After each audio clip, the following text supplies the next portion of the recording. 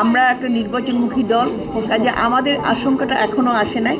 তবে আমরা সরকারকে মানে এখন বিভিন্নভাবে যে ষড়যন্ত্রগুলো হচ্ছে সেগুলো আমরা পাবলিককে বলছি, এই পর্যন্ত আর কি। তবে কিছুটা তো ঝামেলা করার চেষ্টা করা হচ্ছে, সেটা তো অবশ্যই কিছুটা ঝামেলা হবে। তবে আমাদের মনে হয় নির্বাচন হবে।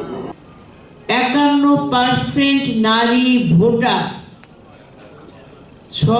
প্রায় 6 কোটি জেনজি ভোটার, তরুণ ভোটার, যারা নতুন এবার প্রথম ভোটটা দিবে। এই 51% ভোট এবং প্রায় 6 কোটি ভোটের উপর ডিপেন্ড করবে আগামী দিনে রাষ্ট্র পরিচালনা করবেন কারা। কঠিন পরীক্ষা ত্রয়োদশ জাতীয় সংসদ নির্বাচন।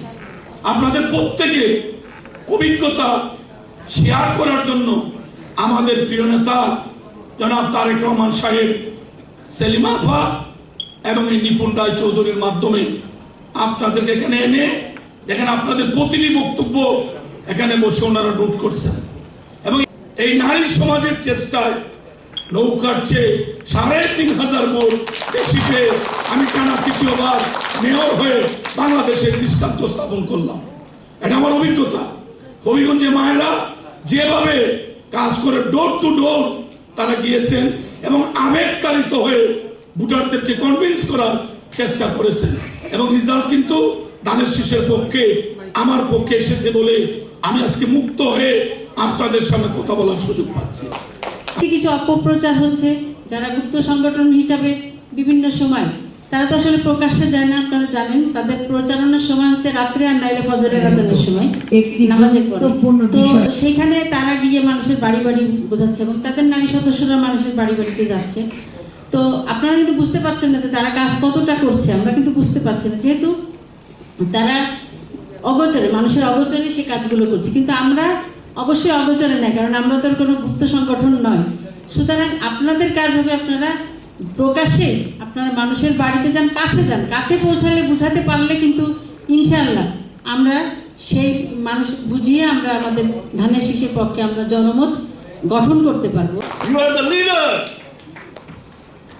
মাইন্ড মনে রাখবেন, আপনারা নেতা, সমাজের নেতা কেবল পুরুষরা তা নয়, আপনারা গুরুত্বপূর্ণ নেতা।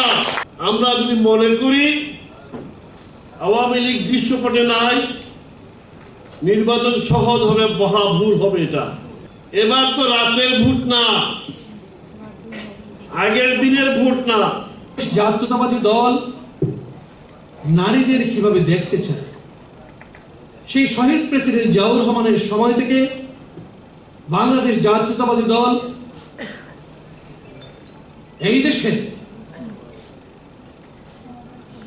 18 কোটি মানুষ বা 20 কোটি মানুষের মধ্যে অর্ধেক যেখানে নারী রয়েছে, সেই নারীকে বাদ দিয়ে যে সমাজ, রাষ্ট্র অথবা একটি জাতিকে সামনে নিয়ে যাওয়া যায় না, সেই কথাটা ভেবেছিলেন স্বাধীনতার পরে নয়, 75 পরবর্তীতে প্রথম শহীদ প্রেসিডেন্ট জিয়াউর রহমান।